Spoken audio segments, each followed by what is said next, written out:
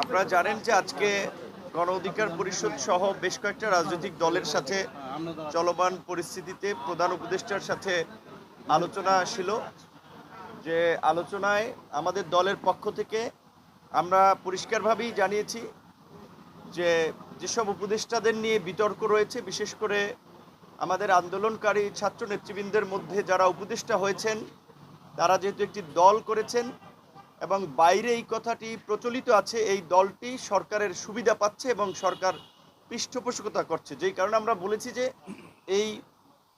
দলের সাথে সংশ্লিষ্ট এনসিপির দুজন উপদেষ্টা তাদেরকে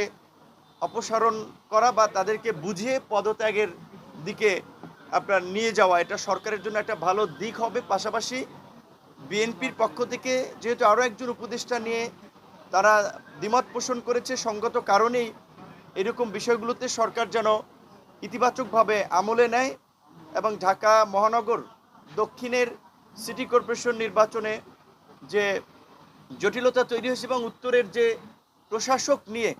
আপনার তার হিজবুত তাহরীরের সাথে সংশ্লিষ্টতার অভিযোগ রয়েছে, এই বিষয়গুলোতে আমরা ব্যবস্থা নেওয়ার জন্য জানিয়েছি। এবং আপনারা লক্ষ্য করছেন যে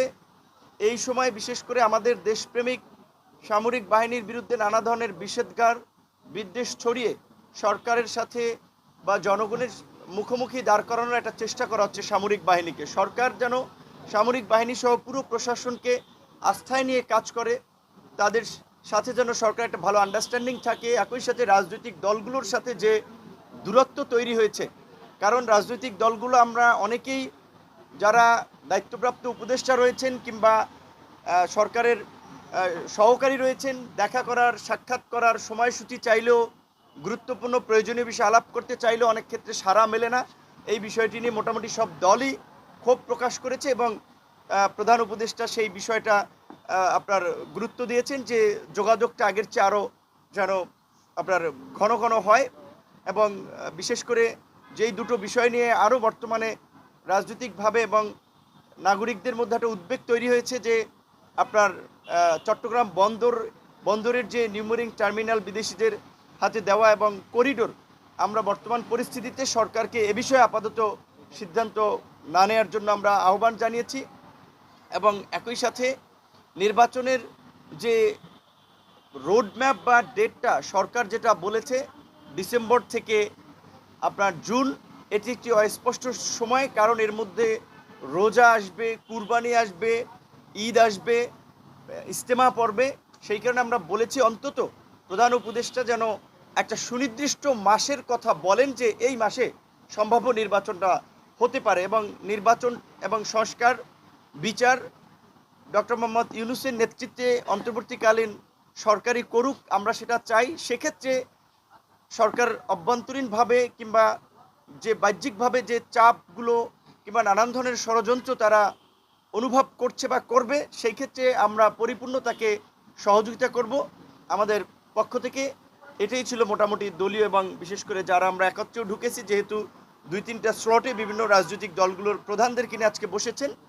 এটাই ছিল মোটা দাগে আজকের এই আলোচনার বিষয়বস্তু।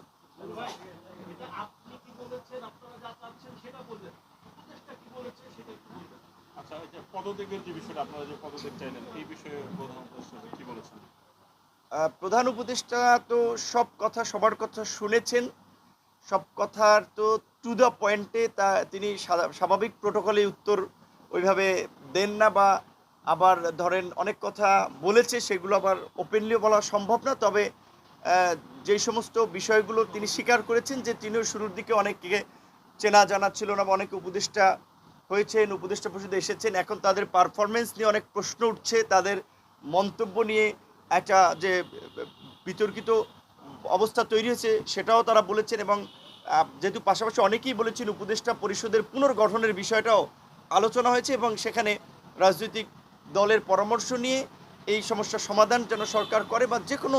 ইস্যু তৈরি হলে যেন রাজনৈতিক দলের প্রতিনিধিদের সাথে আলোচনা করে, এই বিষয়টাতে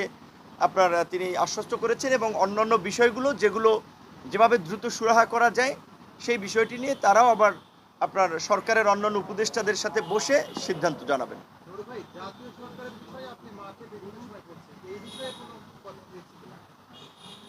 আসলে শুরুর দিক থেকেই আমরা বলেছিলাম যে এই অভ্যুত্থান পরবর্তী সময়ে জাতীয় সরকার কিংবা অভ্যুত্থানের অংশীজনদের সরকার ছাড়া নির্দিষ্ট বলয়ের সরকার হলে তারা দেশ চালাতে পারবে না, দেশে স্থিতিশীলতা আনয়ন করতে পারবে না। এবং এটাই আমরা আজকেও সেটা বলেছি যে আমরা কিন্তু 9 মাস আগে বলেছিলাম যে আজকে 9 মাস পূর্বে যেভাবে বাংলাদেশের ইতিহাসে বাম ডান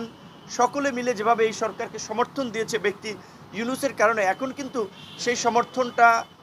ওইভাবে আর আগের মতো নাই। কারণ হচ্ছে সরকারের কর্মকাণ্ড, সেটা শুধুমাত্র ব্যক্তি ইউনূসের না, ওভারঅল সরকারের কর্মকাণ্ড। তো সেই জায়গা থেকে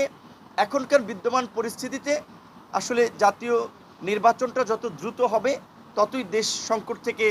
উত্তরণের একটা পথ খুঁজে পাবে, এবং সেটাই আমাদের সকলের জন্য স্বস্তির হবে, যে কারণে আমরা নতুন কোনো বিষয়ে এই মুহূর্তে আর আলোচনায় আনি নাই।